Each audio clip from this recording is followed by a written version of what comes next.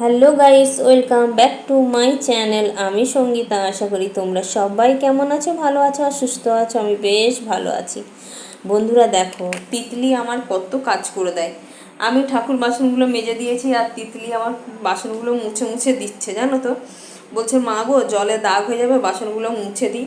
তা আমি বললাম ঠিক আছে, মুছে দে। তারপর দেখো, এখানে ভিডিওতে আমি কথা বলছিলাম, কথা বলতে বলতে আমার মায়ের একটা ফোন আসে, বুঝলে বন্ধুরা। তো মায়ের সঙ্গে কথা বলছিলাম, কথা বলার পরেই না সব ঠিকঠাক হচ্ছিল, হঠাৎ মুডটা আমার অফ হয়ে গেল। মায়ের না প্রচণ্ড শরীরটা খারাপ। মা গেছিল দিদির বাড়ি, তো দিদির বাড়ি থেকে ফিরে এসেছে নিজের বাড়িতে। তো মা ফোন করে বলছে, দেখ আমার শরীরটা প্রচণ্ড খারাপ লাগছে, আর তোরা আয়, এসে ঘুরে যা একটু, আমি মনে হয় আর বাঁচবো না। তো আমি বলছি, কেন এরকম কথা বলছো কেন মা? তখন বলছে, না আমার শরীরটা প্রচণ্ড কষ্ট হচ্ছে, মনটা ভালো লাগছে না। হ্যাঁ, তো আমার শেষদির বাড়ি হায়দ্রাবাদ, শেষদির বাড়ি গেছিলো, শেষদির বাড়ি থেকে ছোটো বোনের বাড়ি গেল, ছোটো বোনের বাড়ি থেকে বড়দির বাড়ি গেল, বড়দির বাড়ি থেকে এসে মা আমাকে ডাকছে। আর সত্যি কথা বন্ধুরা, তোমরা আমার মাকে বাপের বাড়ি যখন যাই ভিডিও করি তখনই হয়তো তোমরা আমার মাকে দেখেছো। আর আমার মা এসেছিল এই বাড়িতে যখন আমি গৃহপ্রবেশ করি, তখন আমার মা এসেছিলো এই বাড়িতে। মা একবার না দুবার এসেছিল।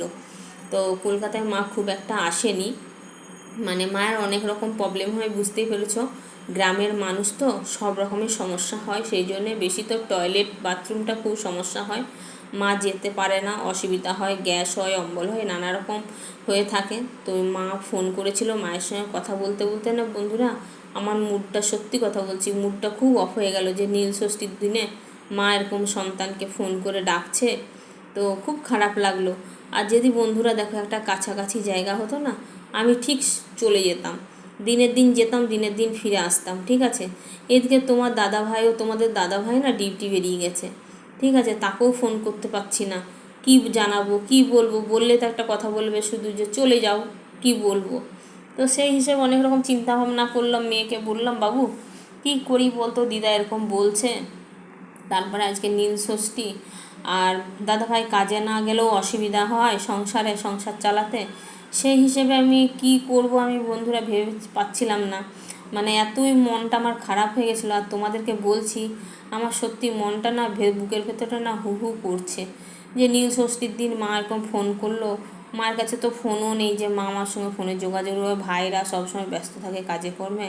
তো মা একজনের ফোন থেকে ফোন করেছিল, করে বলছে, বাবু আয়, আমার শরীরটা প্রচণ্ড খারাপ, আমাকে দেখে যা, আর তিতলিকেও সাথে নিয়ে আয়, নিয়ে এসে 2-1 দিন ঘুরে যা।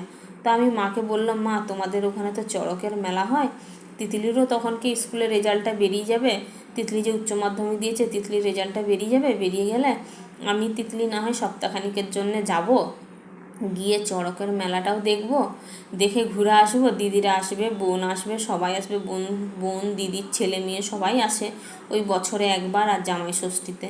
তো তখন মাকে সেটাই বলছিলাম যে মা তুমি একটু ঠিকঠাক থাকো, হ্যাঁ সাবধানে থাকো, রোদ গরম বেশি লাগিও না, ঘরের মধ্যে বসে থাকো, আর বেশি কিছু করতে হবে না।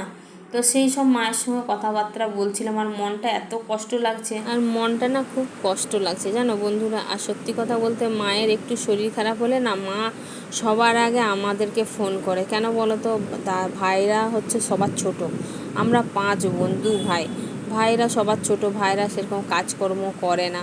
মা একটু নিজেকে কীরকম দুর্বল ভাবে, নিজে স্ট্রংভাবে থাকতে পারে না। তো সেই হিসেবে মা সমানে ফোন করছে, না আমার শরীরটা খুব খারাপ লাগছে, তো মেয়েকে নিয়ে আয়, আপাতত এসে ঘুরে যা। আর এরকম যখন তখন বললে হয়? আমি বারবার বলছি মাকে যে মা গো, চড়কের মেলাতে যাব, গিয়ে 2 দিন হলেও ঘুরে আসবো।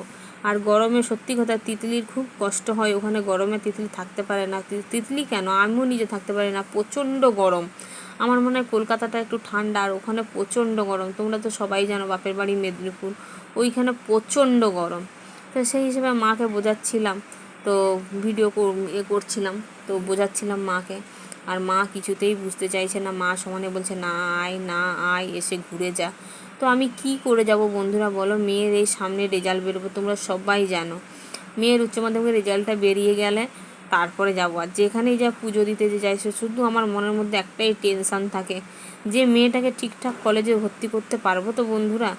আমি যাই না, যেখানেই যাই, যখনই মন্দিরে যাই, যেখানে যাই, ঠাকুরকে এটাই রাখি, ঠাকুর মেয়ে যেন ঠিকঠাক পাস করিয়ে বেরিয়ে আসে, আর মেয়েকে যেন ঠিকঠাক একটা ভালো কলেজে ভর্তি করতে পারি। তো সত্যি কথা বলতে আমি তো খুব একটা পড়াশোনা জানি না, তোমাদেরকে বলেই দিয়েছি আগেই, আমি কোনো মিথ্যে কথা বলিনি, কারণ আমি পড়াশোনা জানি না। আমার সেই জন্যে না আমি সব সময় চিন্তা করি যে আমি মেয়েটাকে পড়াশোনা শেখাবো, মানে আমি যেটা করতে পারিনি না, সেটা আমার খুব ইচ্ছে, খুব শখ যে আমাকে দিয়ে, আমার মেয়েকে দিয়ে আমার এটা পূরণ করব।